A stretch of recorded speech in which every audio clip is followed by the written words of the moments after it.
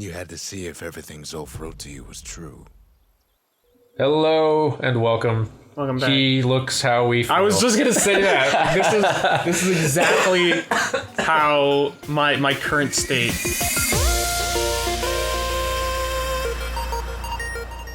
All right. Thank all of you for joining us in this long journey of Bastion. The kid's old knapsack. Okay. This has been quite a fun marathon. Yep. You say it like it's dead, but we have a lot more to go. We do still. When you suggested that we could finish Bastion all in one sitting, I was skeptical. Yeah, well, deal with it. But Here we are. by golly, By golly. we're doing it. We're doing it. All right. Yeah, I guess I'll just go with my setting. What do you have to say? Girl tried to run away from home one time, but the marshals stopped that, didn't they? There's so many good bits here. They do have, even just having them read to you. Sure you didn't drop that twangy thing on purpose? Just to see if he'd go after you. That line. That's really good. Just these are things that they found exactly where they could cut stuff and make it work, and then put it in somewhere else because it's still very good pieces. And it's quickly delivered and good enough that you it doesn't feel like it's a waste of time to stop and listen to a bunch. That's a welcome sight. They're little Pringles of information. Pringles? Yeah, or just any sort of little snack that you're just kind of oh, that was really quick and really good. You know what? I'll listen to the rest of it. I will listen to this entire can. This seems very final. It does, actually. That's a very large... It's like the number one. Do you know why games do that? I have guesses, but I've never... Why games we're going to the final battle, but they'll put after this, there was no return. I assume, for a lot of games, I assume it's because, there's other stuff you can do, and they're wanting to, warn you, listen, you can't run back to the world and Too far away. go, and, try to get 100% on old stuff after this, by the way. Or to let you know, put some coffee on, this is your, you need to finish it from here, so make sure, if you gotta leave in 5 minutes, Yes. now is not the time. On some on some JRPGs especially, you're committing to a full 3 hours of final boss battles, new final forms, more final boss battles, hour cutscenes, credits, 5-minute hidden cutscene at the it's a long it's an investment. It's an investment in your future, really. Taken by calamity. Zolf must be But so in case you guys didn't catch it, at the beginning, Rex said he's too far gone, I can't hear him anymore. So this is your favorite level. Yes. I think...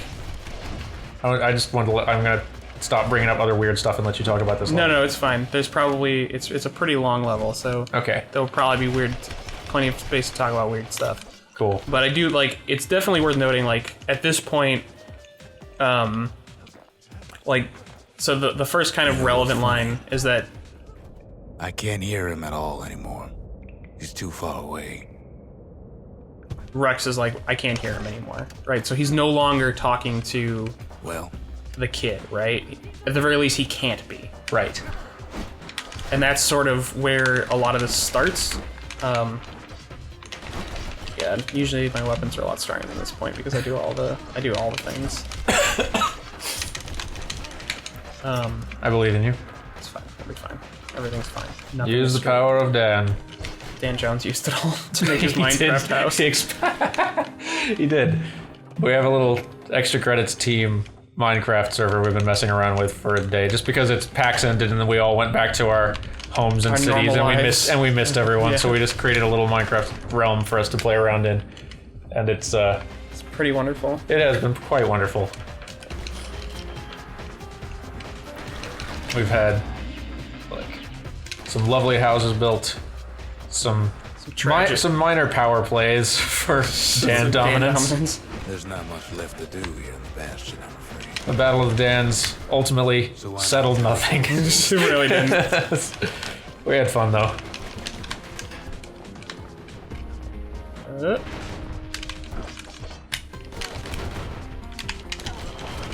Stop it. These enemies are no joke. They do not mess around. It's really a good thing I'm not playing. Yeah, it's fine.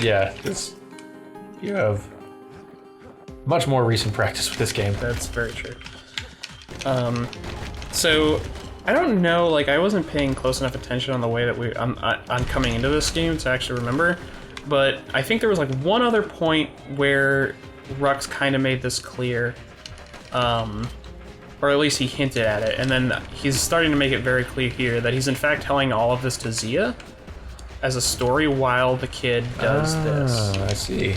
So, But Zia, there's another reason I've been telling you all this.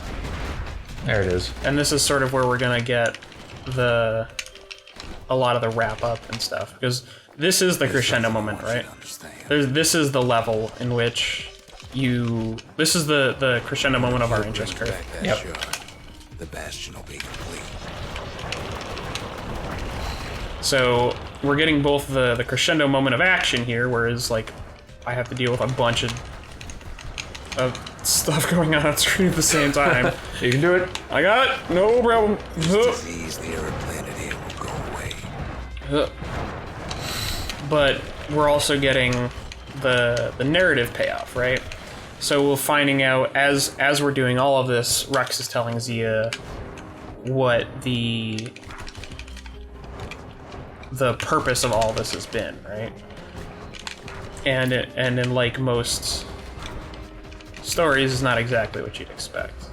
So we're getting a big narrative reveal, and we're also getting, like, again, it's the action and the narrative interest curves, where they had been kind of opposite before, are actually like kind of coming together here. Ooh. Which I find a little bit weird, because I'm not sure how well it works out for them.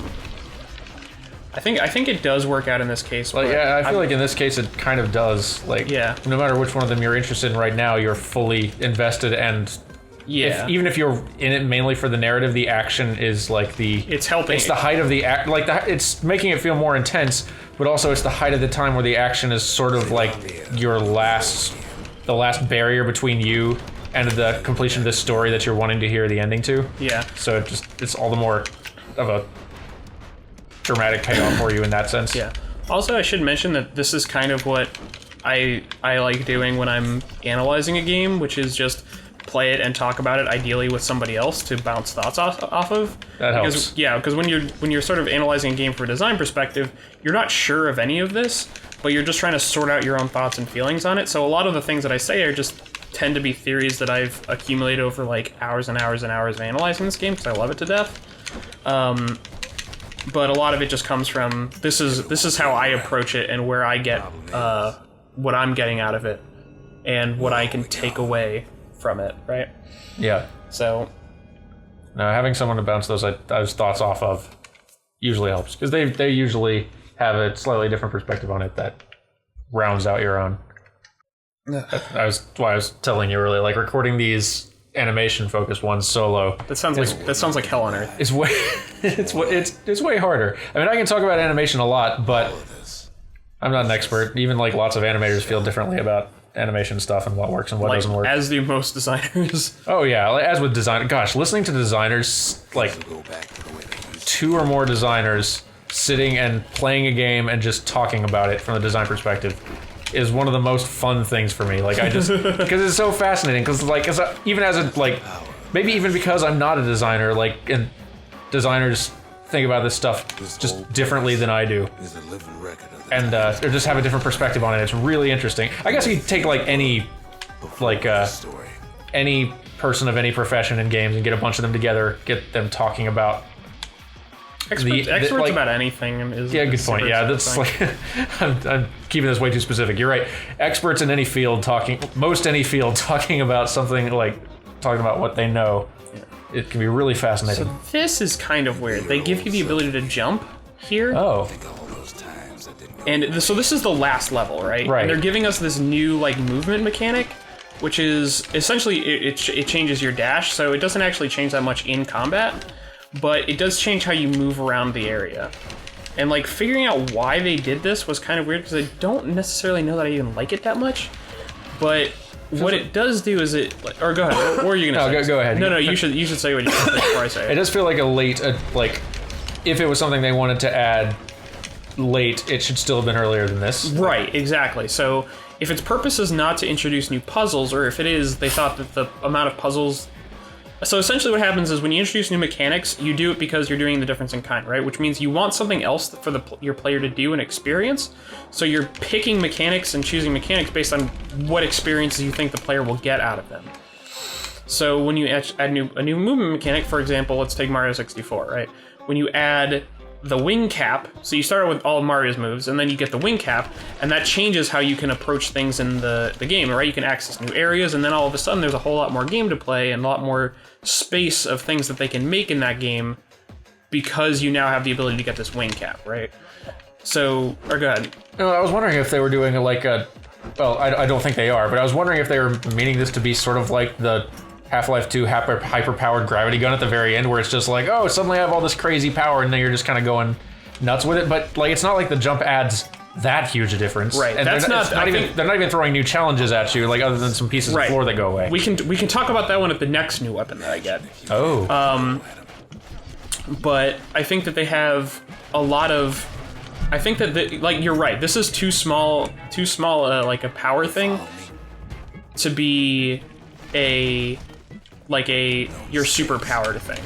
This is the kind of movement thing that I would have expected like halfway through the game to give them more exploration based puzzles. Right. But they didn't do that, right? They put it at the end. I wonder if they plan to.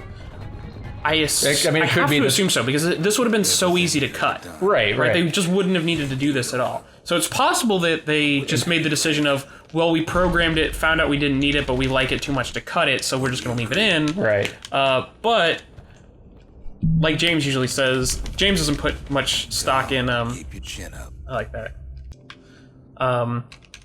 In the what might have been. In this too much stock in authorial intent. Sure. But if we just analyze this game as is, right? Right. The game, like, it's in there. Why is it in there? What does it do? Right. And I can totally see it as being some kind of, like, statement or just, like, some metaphorical thing, right? Like, because the entire purpose of, like, oh, you're sort of navigating this broken world and you're falling constantly and you have all of this other space, and now all of a sudden, right, like, you have the ability to bridge gaps, right? Like, that's the kind of metaphorical thing that I could see Brett coming up with, because he's, like, super into, like, mechanics and metaphor. Totly. Yeah. I don't know how, like, it didn't really register for me the first time I played this game, but I can definitely feel it, like, digging for a reason. It's what I sort of came to. Sure. But I think it's, like, I don't want to call it an oversight, because I give these guys a lot of credit, and I think they're very, very good designers. I feel like there's a lot of intent behind every decision in this game in general, so... Yeah, like Look. But I don't think it's worth doing this particular. So like section. here, I guess they need it for this puzzle, for this moment right here. Right, but it's like one or two puzzles, right? If you're like, most designers would just say like, oh, if we're gonna get one level out of it, it's not worth introducing the mechanic. Just cut it out. How come I know so much about the Bastion?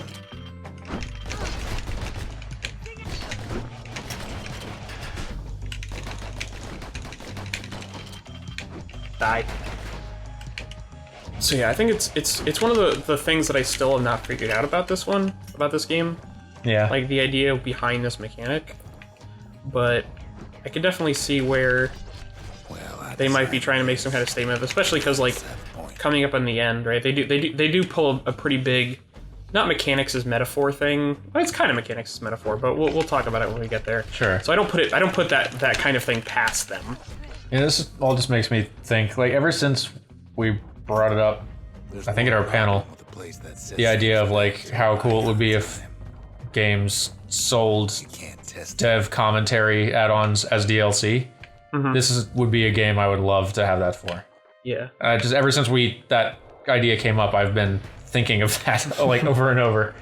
Yeah. Like just for all the different games I've played, like I would totally pay like $5 to have an option to turn on a dev commentary track, just like Valve does, or like Double Fine did in the Grim Fandango remake and stuff like that. Just little bubbles that you could run up to and hit and hear some dev thoughts on this level or this new mechanic or whatever they added, because it would really be fascinating. I don't know. So basically, over the story bits that we were kind of talking over. Sorry. That's fine. I think it's much better use of our time to discuss the mechanics and then just sort of summarize the story. Sure. Because we're not really experiencing it in the pace that it is because we're going so fast. Yeah. So essentially, Rux said he built the Bastion. You're wondering if there ain't some other way out of this mess. It's all right. That he worked on the Calamity. I can tell. That he... Why would you even want another way?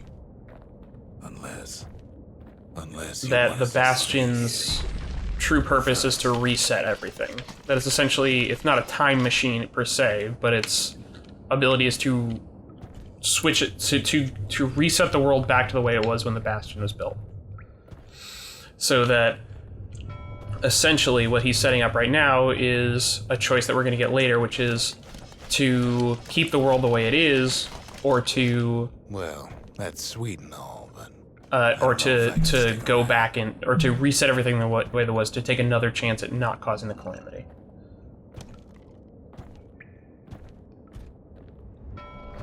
Which we will get to that choice in a little bit at the very end of the game. So this is the next step. Oh, is this the weight the? of the Calamity Oh is yeah. on our shoulders. Tap X to Can't strike. just let it go. So these are our two moves, right? So I don't have a dodge roll anymore. I can't dodge. But I can... It's an AOE. Yeah, so I've got like a strike. And guard myself with it. I've got like a AoE around, and then just like a normal like... What an interesting weapon to make their last. Right. But now I can't use anything else, right? So I can't even jump. They gave me the jump, and then they took it away immediately. The Earthbound bicycle. Basically, right? Like, it's essentially what they're doing here. Like, this is a lot more mechanics than metaphor, right? Like, the super heavy weight on the shoulder, right? He's carrying it around. It's, like, crushing everything, right? I can break these gates. Even the gates that have Right. blocked you this whole game. Right, Yeah. exactly. And then they put two of those bulls that have been, like, gigantic pain-in-the-ass enemies right there for me to fight with this kick-ass weapon so that I'm aware of just how badass this weapon is, right? Right on. So, this one's a lot closer towards, like, If ever the monument blew out, and Ah, we couldn't there we go. repair it, we'd still evacuate. First, we'd round up as many folks as we could carry. so we end up having this moment of, Detonate the cores, and we like, take off. because this is also one of the things that it does. We talked about pacing earlier, right? This took away my dodge roll in a way where they've essentially given me more power in exchange for it, but now they can more tightly control the pacing. Yes. And I think that's one of the biggest reasons that this is the way it is, why they took away this roll, is because this is the moment where they want the player to slow down and consider the narrative because it's coming to its crescendo. That makes a lot of sense, actually. So, essentially, Of course, that would mean no going back. we're gonna set up this couple of moments here where, like, That we way, have all that, of us like, you saw those moments where, like, those together. Uro warriors jumped in front of me, and I just tapped the X button and killed them immediately, right? Right. This whole level has been me getting my ass kicked by those guys, and they give me this weapon that just, like, levels them, right? Right. So, I mean, I think a lot of it, it seems, it's weird because I don't think it's mechanically very strong. I think it's very, based on how I've been playing this game the whole time, it's way different and it doesn't feel as satisfying. Yeah. But I think that there's a lot that goes into, You know, a lot of thought going into that when you think about the mechanic on a deeper level, that actually, like, starts to get the player thinking about, which I really appreciate. Yeah. Especially since the game isn't super long, and the choice at the end encourages a second playthrough. So, In a way, dispatching them so quickly also makes you start to feel bad. yeah, that's another thing. That's actually super relevant. Zolf dedicated his life to a lasting peace between the Ura and Caelandia. Because that's going to be... That, we'll get into that, because that's Yeah. coming up right up. But, yeah, I think that, like, it's so antithetical. Like, if you think about how action games usually end, right? It's on, like, a note of, like, extreme power, right? You're going super fast, you're in a car chase, something's happening in which you're, like, either more powerful or something exciting is happening. But this is the opposite, right? You're moving slower, even though you're a lot more powerful, but the pacing is so different that they've had to... He tried to warn you about his plans. He tried to warn the kid. I'm back. Got you. And now we just sort of have this weird thing where like we're fighting these guys that are essentially like they're not really relevant at all anymore in terms of challenge. This ain't a personal matter. This is just a space to sort of like set up the narrative, set up the end, right? Oh, so they're making you kill everybody before you can move on. Yeah. Okay. On purpose. I'm pretty sure. I mean, I have to get that shard, so Sure. I assume that they put that specifically here to make me stick around. It ain't a simple matter of pride either.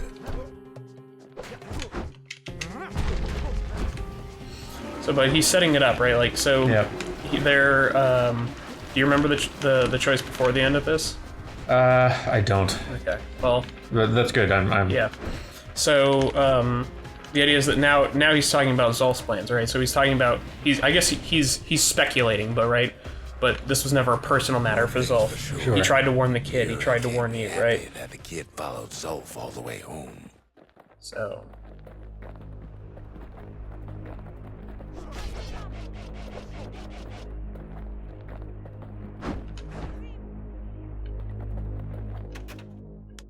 This is the choice, right?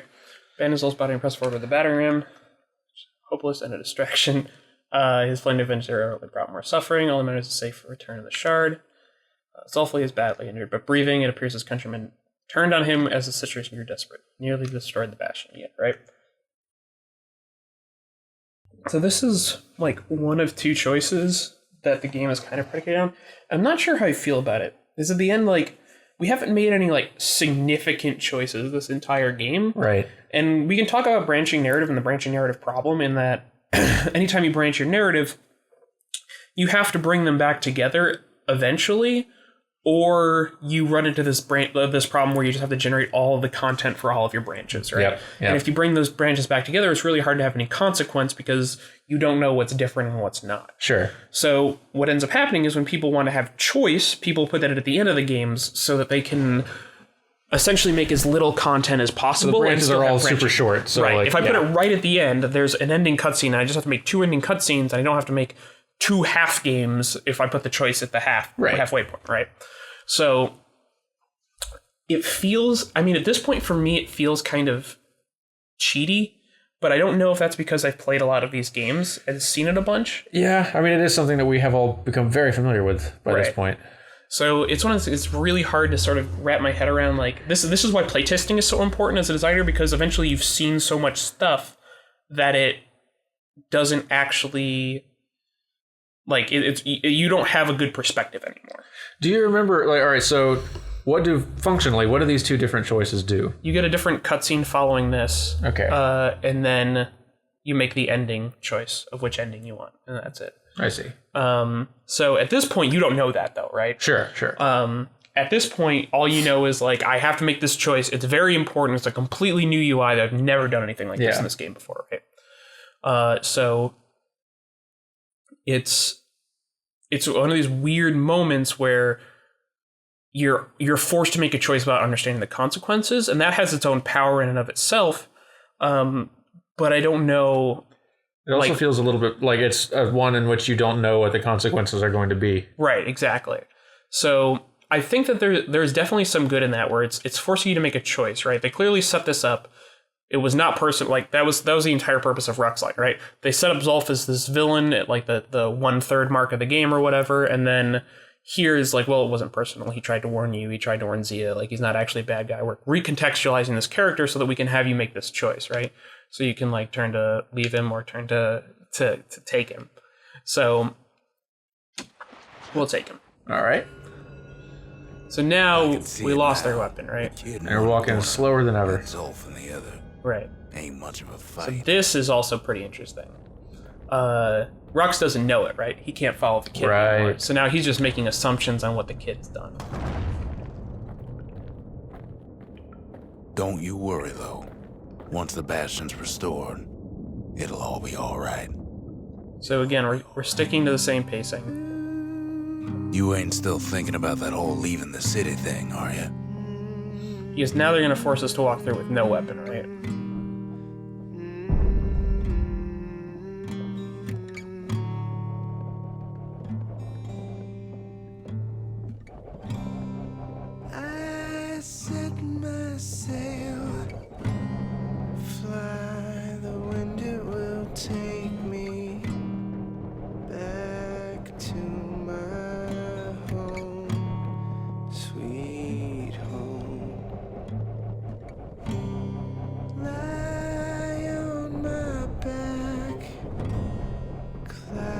to making way for me.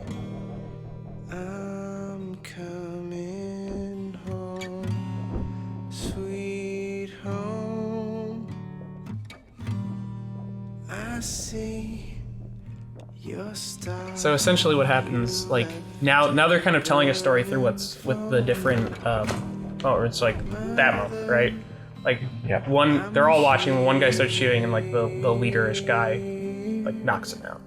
So like, it's kind of an interesting choice moment of just like, this is sort of the resolution. Kid's probably dealt with Zolf by now. But if we had gone with the weapon, I forget exactly what happens, but I think you have to go through and fight all of these guys. I ever tell you about those days?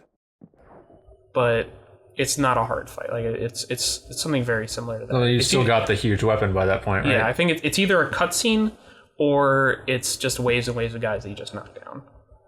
So then this is recontextualizing what you just saw. With the fate of the Bastion out of his hands, he sent it off to the kid. Rex is telling Zia stories. That is a fine use of a loading screen. Yeah. So I really like the way that those choices make it.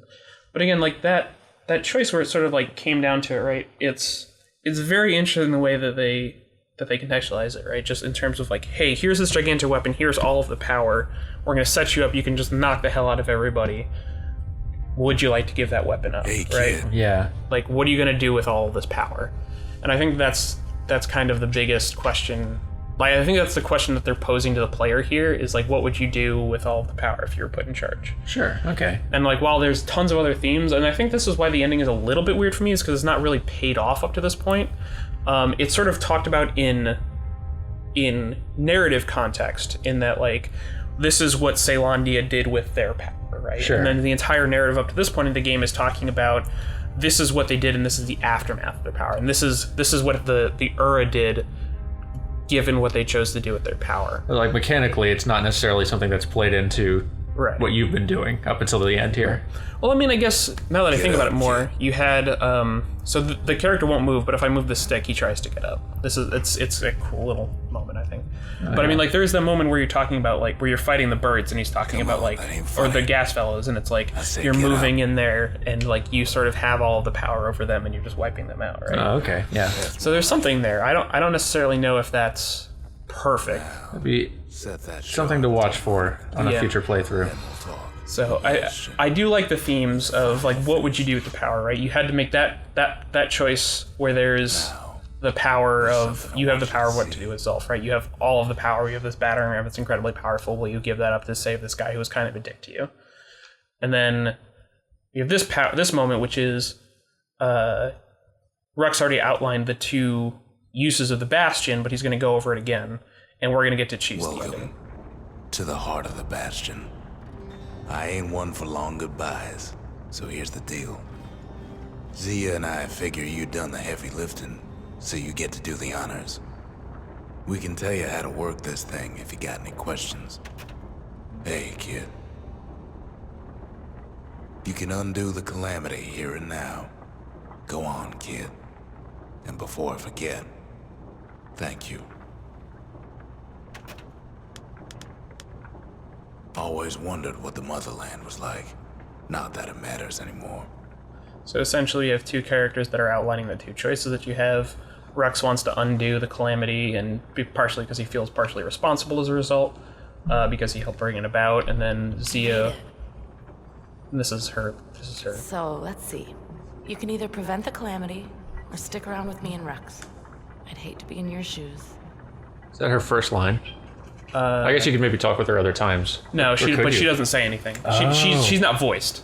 Rux gives the lines over. Interesting. So her first line is when you first talk to her, she says something to the effect of, "Hey, kid." Okay. But then when you choose here, she says, Any Interesting. moment I'd want to live again "These are all the happened voice." after the calamity, not before. So this is setting up. This is why Zia wants to believe. If I could be any place I wanted, I'd stay right here. We could go anywhere in the world. So then it sets up this choice of like, hey, now you have to make this choice. Zolf tried to talk me into joining him. And so much of tried the to talk narrative, about it. especially since you've been hearing it from I Rux guess throughout we this both failed. whole story, has been about loss and ruin and Right. old Ash, like people and places that are just all ash and wrecked and overrun. Right. So it's again, it's kind of interesting, like, which one are you gonna... Don't let anything you've done get to you. You can save all those creatures here and There now. you go. Yeah. And then I also like the multi-use of the remnants of the objects that you found, right? Like, so Bringing them all back. yeah, just here are the points that you found, and here are the story bits that we're going to talk about, and then we'll recontextualize them for you at the end of the game. It was really nice. Zolf only brought more ruin to the Ura. No wonder they didn't take kindly to him. So what are you going to choose, Dan? Man, I don't know. This one was tough. This was a really tough one to make, yeah. yeah. Well, you got us here, so it seems right that you get to do the Did honors. most of the heavy lifting, so I figure you get to do the honors. Yes. Yeah, this one was hard because you got like one character who's kind of gruff and puts you through all of this and is trying to do what he thinks is right, and this one character who's like been pretty on your side the whole time that wants the other thing, and it's just like, when I first did this, I did the restoration because I was just like, no, that's a lot of people. It was kind of weird. But I mean, it also has the time travel of It's finished. if we just Now, sit tight. if we reset the world, will it just follow the same path again? Sure. And I think that's just heavily implied. But this is No matter what happens next. the ending. It's, I mean, like I suppose all that's left is to try and remember this moment. I think it's good. I agree. As far as video games go, like, Back to a better time. our ability to do endings is not super strong, mostly because very low percentages of the players who play our games get to the ending. Yeah, that's... And that there's just not a whole lot of value in sinking a lot of resources into something 20% of your players are going to see when you can spend the same resources on something at the beginning of your game that every one of your players Particularly in the AAA world where, again, budgets and risks and all that sort of stuff, and you're Right. really having to just... You're really having to be very... Like, it's to your benefit to put your best work toward the beginning. Right. To make that stronger first impression than the final closing impression. But for any project like this that has a destination in mind, that has a moment at the end that they want to create, that the whole game is to build to, they can. Like, they don't have to worry about those same concerns. Not to the same degree, anyway. Right. It does get them a good way forward. But I think that, like, well, I remember, I'm trying to think back to my first playthrough, because the first playthrough of something is always, like, I don't want to say the most pure, but it gives you the best sense, even as a designer, of what other people are thinking of this game, because you've had less time to think about it critically. Sure. And I definitely remember being kind of like, man, I wish there was something more. But I mean, I guess at the same time, this is the ending that I chose, so it's like, yes, there isn't going to be that much more because you undid it all.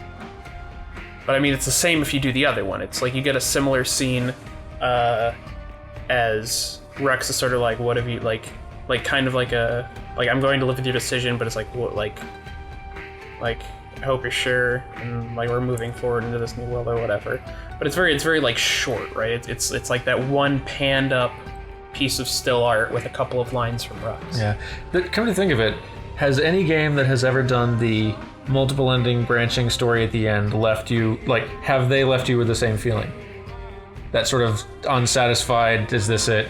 Or like, or I guess this is the ending I've got, the one I chose. Well, I mean, I don't think that I was even that unsatisfied so much as I wanted more out of it. I wanted more answers. I can say this about this game.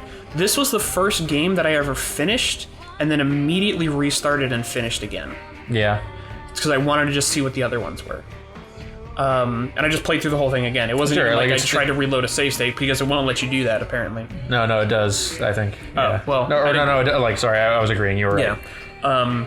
But I definitely just like played through it again to see like what did I miss and what did the other stuff, and it was good. It had me like it. I wanted to find out, but I just still wanted to bring that up in terms of like, you know, it's really hard to tell what we can do with endings when we don't see them that often in games, especially like as a game designer who plays like, you know, hundreds of games a year, just as kind of like you're studying, right? Like that's the kind of thing. Like you can't finish. You like, literally can't finish. Like I'm gonna get to finish probably 10 to 15 games this year, and I'm gonna play hundreds. Yep. Like, and those you have are to be good at your job. Yeah, those are reserved for like games I really care about. Like Persona, I'm probably gonna finish, and that's gonna be like 90 hours, and that's gonna count for like 8 games that other games that I could have finished. That's gonna be demanding. Yeah, but like, it's just one of those things where, as an industry, we're just not very good at ending our narrative. I mean, I guess I'm talking about games with endings, but we talk about like League of Legends or Hearthstone, right? Those games don't end, right? Yeah. But